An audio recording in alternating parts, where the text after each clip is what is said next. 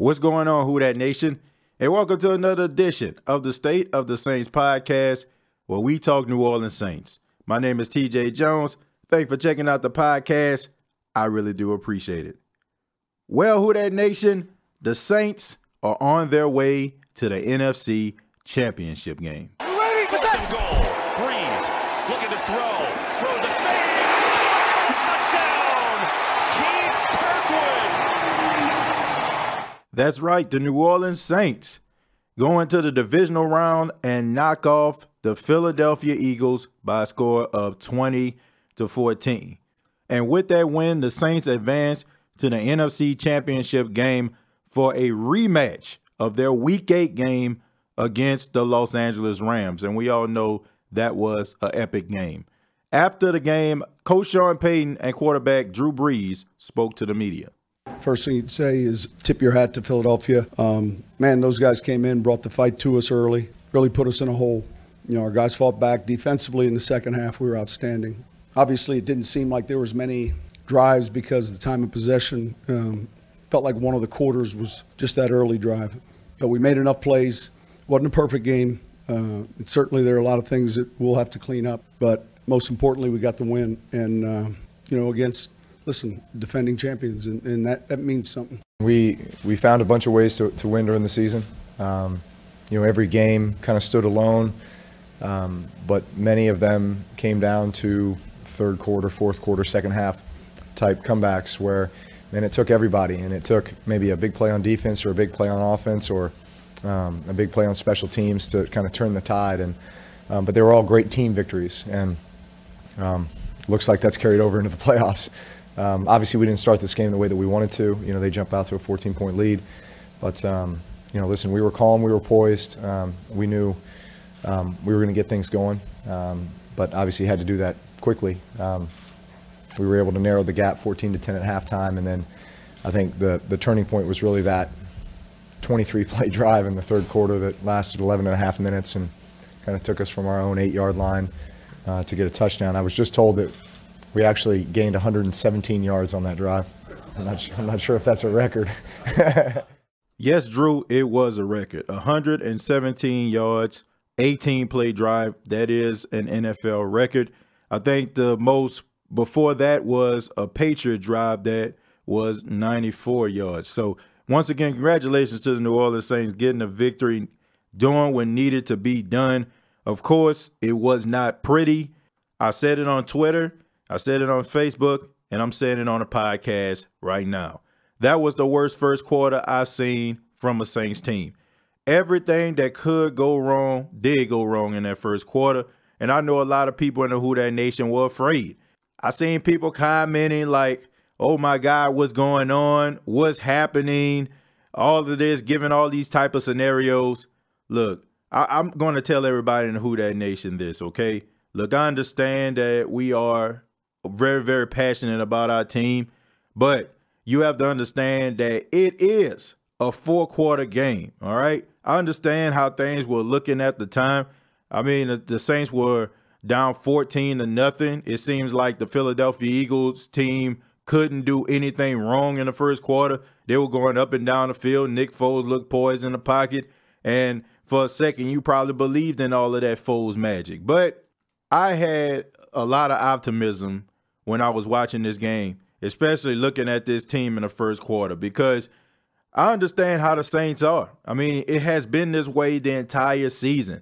The Saints have struggled to open games. It's no surprise. They always struggle. Teams go up and down the field on them because, to be honest with you, that goes to show you how good the coaches are of the opposing team starting their scripted plays. I don't know if a lot of people understand this, but the first plays of the game for each team are scripted.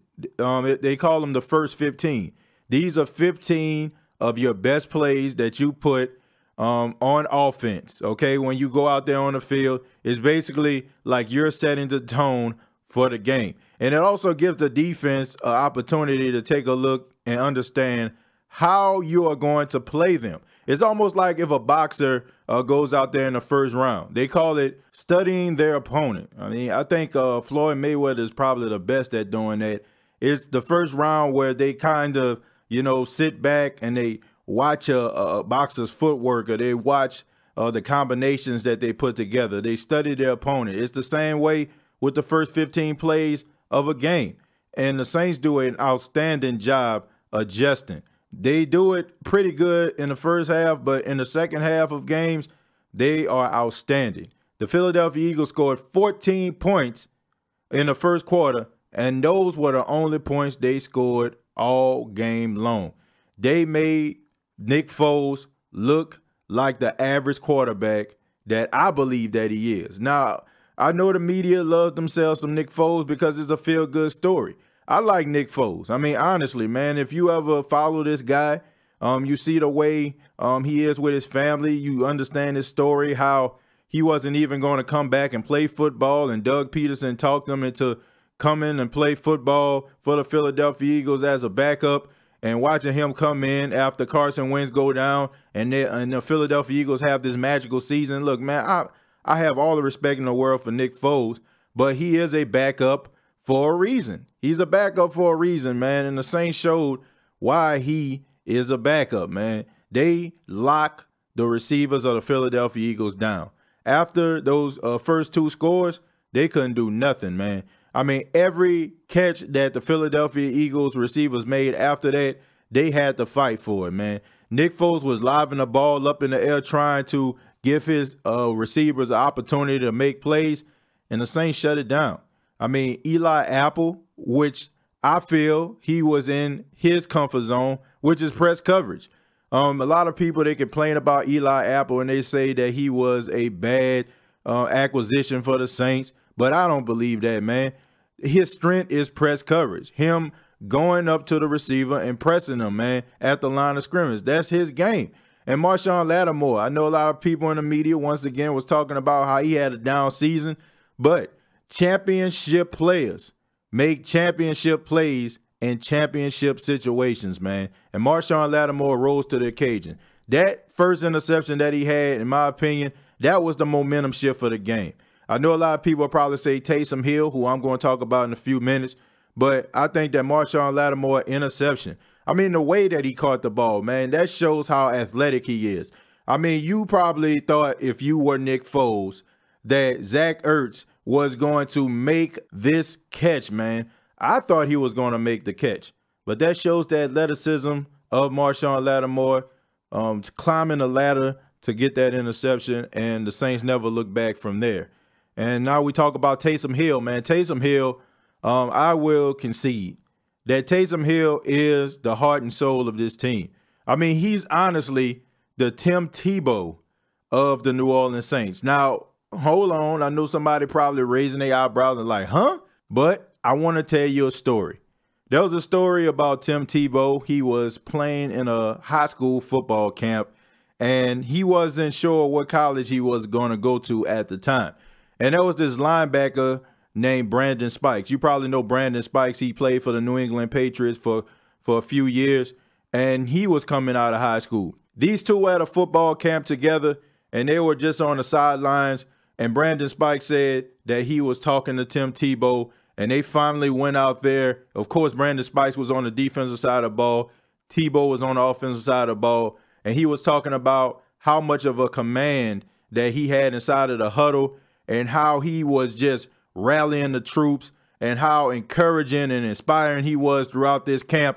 And he said to himself, because Brandon Spikes didn't know what school he wanted to go to at the time, he said, whatever school this guy goes to, I'm going with him. That is the way I feel the New Orleans Saints feel when Taysom Hill makes a play. When he makes a play, it seems like they never look back.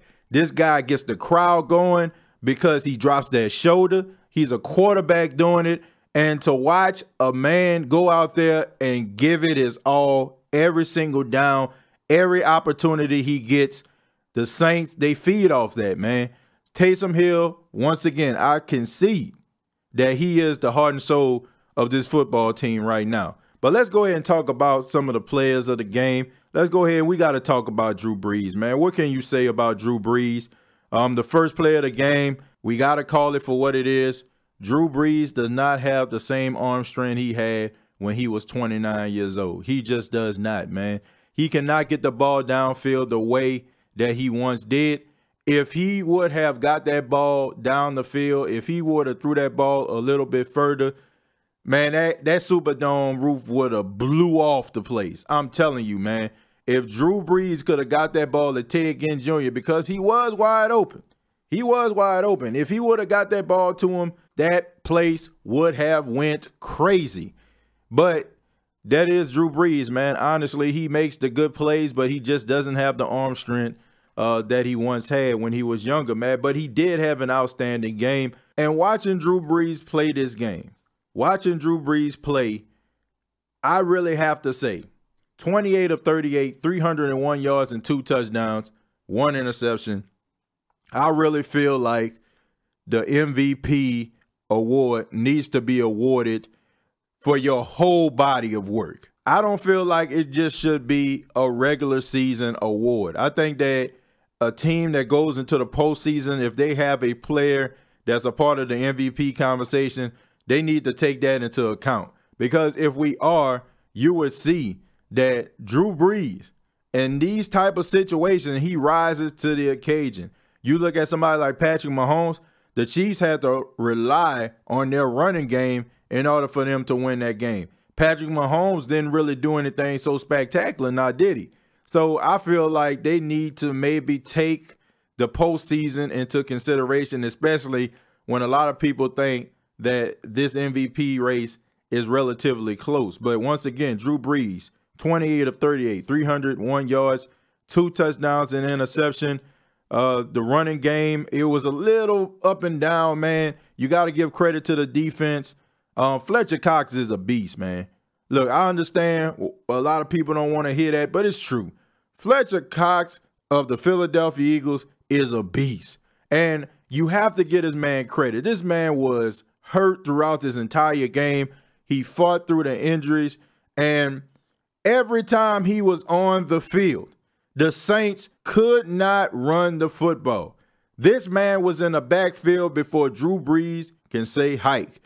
Every time Fletcher Cox left the field, the Saints have a big run, a 6-yard run, a 7-yard run, 15-yard run. Fletcher Cox is that good. That guy is awesome, man. And I know a lot of Saints players may not want to admit that because, of course, we don't want to see anybody hurt or anything like that. But you have to believe that the coaching staff and the Saints team were a little bit relieved to see Fletcher Cox lead the field every now and then, because this guy was disrupting that game. But Alvin Kamara and Mark Ingram, they had a good game running the football, man. Alvin Kamara, 16 carries, 71 yards, averaged 4.4 rush. And you had Mark Ingram with 9 carries for 53 yards, 5.9 a rush. So they ran the football pretty good, man. And they did an outstanding job. And I have to give respect to Sean Payton, because usually Sean Payton back in the day, if the running game wasn't doing anything, he would just completely forget about it and just start throwing the ball all over the place. So credit to Sean Payton for sticking with the game plan and continuously running the football. And now we got to talk about the man of the hour. The man of the hour, Michael Thomas. 12 catches, 171 yards, and a touchdown. Now, the last game against the Philadelphia Eagles made up in their mind they will not allow Alvin Kamara and Michael Thomas to beat him. So he was double covered, even triple covered. And that opened the door for Traquan Smith to have the best game he had in his career. But it was pretty obvious that the Philadelphia Eagles didn't want to do it this time. And it left Michael Thomas in a lot of one-on-one situations. And he worked them boys, man. He beat them boys like a Persian rug. I am going to be honest with you. Michael Thomas was out there balling, man. That man was losing his mind out there. And you can tell in his eyes, man, he was just focused. I mean, usually you'll like see him on the sidelines and stuff, you know, being a little animated, dancing. This guy was dialed in. When Drew Brees threw him the touchdown to put them up in front, when Drew Brees went over to him, it's like he didn't even realize Drew Brees hit him, man. He was that dialed in. That guy took it to a whole different level. A lot of Michael Thomas teammates say that this isn't anything new. He plays this type of game in practice, man. When you're practicing and you're this type of player, that goes to show you that Michael Thomas just doesn't want to be good. He wants to be great. And the New Orleans Saints, when this guy contract is up, when his rookie contract is up, man, they're going to have to back the Brinks truck up to this man's house because he was out there working them, and he has had an outstanding season. He's a first-team All-Pro, and he definitely showed it in this divisional game. But the Saints, unfortunately, didn't leave this game unscathed.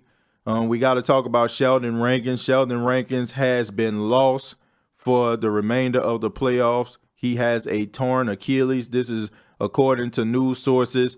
This is a huge blow for the New Orleans Saints, a very, very huge blow, man, because Shelton Rankins was having his best season in the Saints uniform, man. And if it wasn't for players like Fletcher Cox and Aaron Donald, then he probably would be in the Pro Bowl as an interior lineman. You got to feel bad for him.